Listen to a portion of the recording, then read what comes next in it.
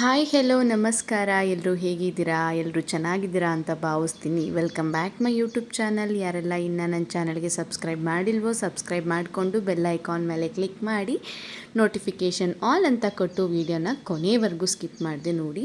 Video ನೋಡಾದಮೇಲೆ ಹೇಗಿತ್ತು ಅಂತ ನಿಮ್ಮ ಅನಿಸಿಕೆ ಅಭಿಪ್ರಾಯಗಳನ್ನು ಮರೀದೆ ತಿಳಿಸಿ, ಜೊತೆಗೆ ಪಕ್ಕದಲ್ಲಿರುವಂಥ ಹೈ ಪಾಯಿಂಟ್ಸ್ನ ಕೊಡೋದು ಮರಿಬೇಡಿ ಅಂತ ಹೇಳ್ತಾ ಇವತ್ತಿನ ವಿಡಿಯೋ ಶುರು ಮಾಡ್ತಾ ಇದ್ದೀನಿ.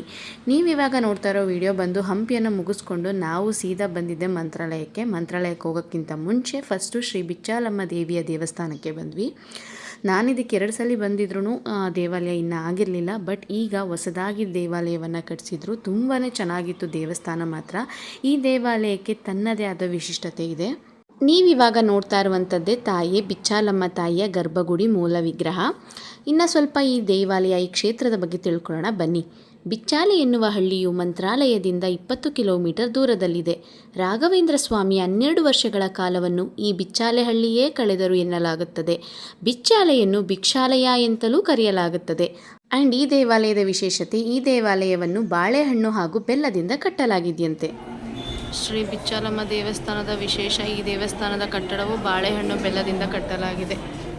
ಆ ಫೋಟೋದಲ್ಲೇ ಓಲ್ಡ್ ಟೆಂಪಲ್ ವಿಡಿಯೋ ಕೂಡ ಇದೆ.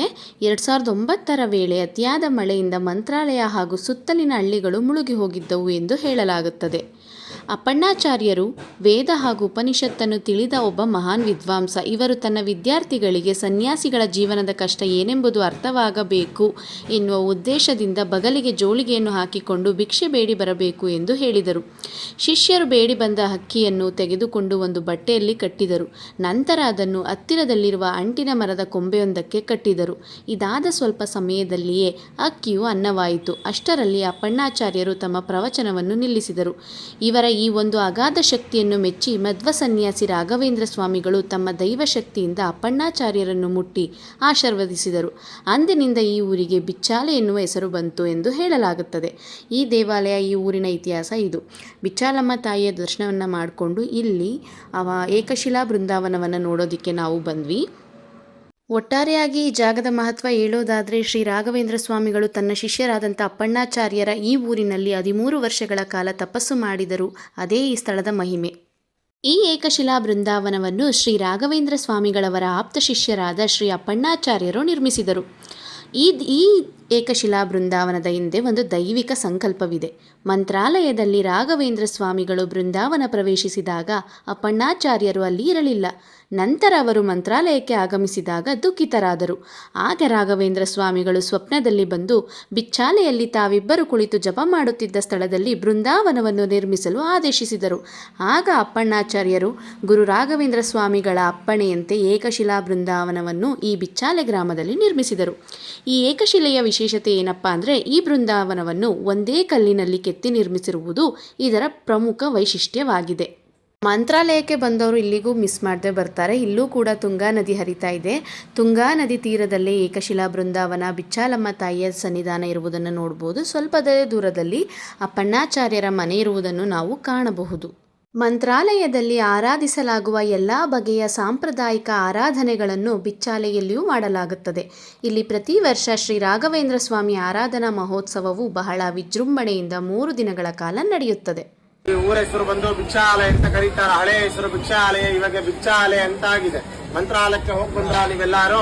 ಮಂತ್ರಾಲಯದ ಹಳೆ ಹೆಸರು ಮಾಂಚಾಲೆ, ಇವಾಗ ಮಂತ್ರಾಲಯ ಅಂತ ಆಗಿದೆ. ಪೂಜ್ಯಾಯ ರಾಘವೇಂದ್ರಾಯ ಸತ್ಯ ಧರ್ಮರತಾಯ ಚ ಭಜತಾಂ ಕಲ್ಪವೃಕ್ಷಾಯ ನಮತಾಂ ಕಾಮಧೇನವೇ ಮಂತ್ರ ಕೇಳಿದಿರಲ್ವಾ? ಆ ಮಂತ್ರ ಶುರುವಾಗಿದಂತಹ ಸ್ಥಳ, ಜಾಗ ಇದು. ಆ ಮಂತ್ರ ಬರೆದಿದ್ದು ಮಹಾನುಭಾವರೇ ಅಪ್ಪಣ್ಣಾಚಾರ್ಯವರು. ಅಪ್ಪಣ್ಣಾಚಾರ್ಯವರು ಯಾರು ಅಂದ್ರೆ ರಾಘವೇಂದ್ರ ಸ್ವಾಮಿಗಳವರ ಶಿಷ್ಯರು.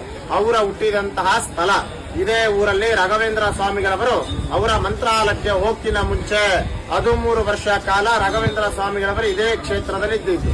ಅವರಲ್ಲಿ ನೋಡಿ, ಒಟ್ಟಾರೆಯಾಗಿ ಈ ಕ್ಷೇತ್ರದಲ್ಲಿ ರಾಘವೇಂದ್ರ ಸ್ವಾಮಿಗಳು 13 ವರ್ಷ ತಪಸ್ಸು ಮಾಡಿದ್ದಾರೆ.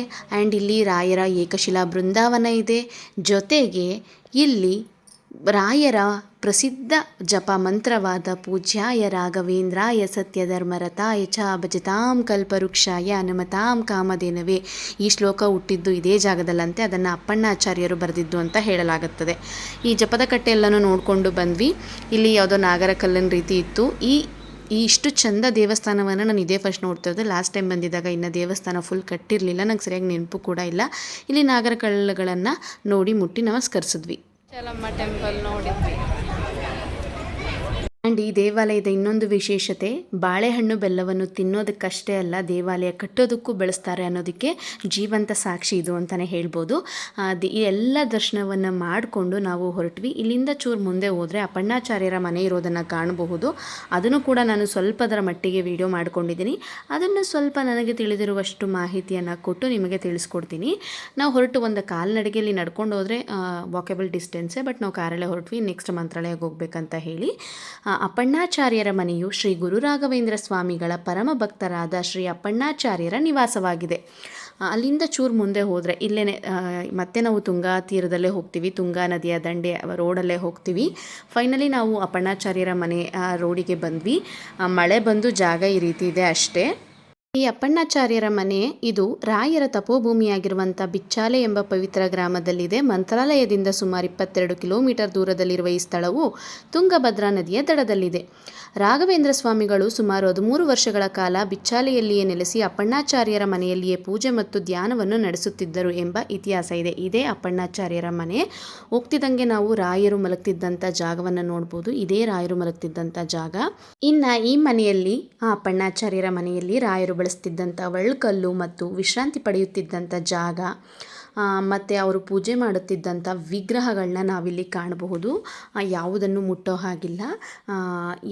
ಎಲ್ಲನೂ ವಿಡಿಯೋ ಮಾಡಿಕೊಂಡೆ. ಇಲ್ಲಿ ವಿಗ್ರಹ ಮತ್ತು ನಾಗರಕಲ್ಲು ಇವುಗಳಿರೋದನ್ನು ಕಾಣಬಹುದು. ಅದು ಅಲ್ಲದೆ ರಾಯರು ವಿಶ್ರಾಂತಿ ಪಡೆಯುತ್ತಿದ್ದ ಜಾಗವನ್ನು ತಾರಿಸಿ ತುಂಬಾ ಅಚ್ಚುಕಟ್ಟಾಗಿಟ್ಟಿದ್ದಾರೆ. ಇವಾಗ ಮತ್ತೆ ಅದು ಕಾಣಿಸುತ್ತೆ ನೋಡಿ, ಇದೇ ರಾಯರು ಮಲಗ್ತಿದ್ದಂಥ, ವಿಶ್ರಾಂತಿ ಪಡೆಯುತ್ತಿದ್ದಂಥ ಜಾಗ. 2009ರ ಭೀಕರ ಪ್ರವಾಹದಲ್ಲಿ ಈ ಮನೆಯು ಹಾನಿಗೊಳಗಾಗಿತ್ತು. ತದನಂತರ ಅದೇ ಮಾದರಿಯಲ್ಲಿ ಮನೆಯನ್ನು ಪುನರ್ ನಿರ್ಮಿಸಲಾಗಿದೆ. ಇದಾಗಿತ್ತು ಬಿಚ್ಚಾಲೆ ಕ್ಷೇತ್ರದ ಬಿಚ್ಚಾಲಮ್ಮ ದೇವಾಲಯ ಹಾಗೂ ಅಪ್ಪಣ್ಣಾಚಾರ್ಯರ ಮನೆಯ ವಿಡಿಯೋ. ಐ ಹೋಪ್ ಈ ವಿಡಿಯೋ ನಿಮ್ಮೆಲ್ಲರಿಗೂ ಇಷ್ಟ ಆಗಿರುತ್ತೆ ಅಂತ ಭಾವಿಸ್ತೀನಿ. ಏನಾದರೂ ತಪ್ಪು ಮಾಹಿತಿಯನ್ನು ಕೊಟ್ಟಿದ್ದರೆ ದಯವಿಟ್ಟು ಕ್ಷಮಿಸಿ. ಹೀಗೆ ಸಪೋರ್ಟ್ ಮಾಡ್ತಾಯಿರಿ. ಮುಂದಿನ ವಿಡಿಯೋದಲ್ಲಿ ಮಂತ್ರಾಲಯದಲ್ಲಿ ರಾಯರ ದರ್ಶನ ಹೇಗಾಯಿತು ಅನ್ನೋದನ್ನು ತೋರಿಸ್ತೀನಿ. Thank you for watching. ಹೀಗೆ ಸಪೋರ್ಟ್ ಮಾಡ್ತಾಯಿರಿ. ಬಾಯ್ ಬಾಯ್.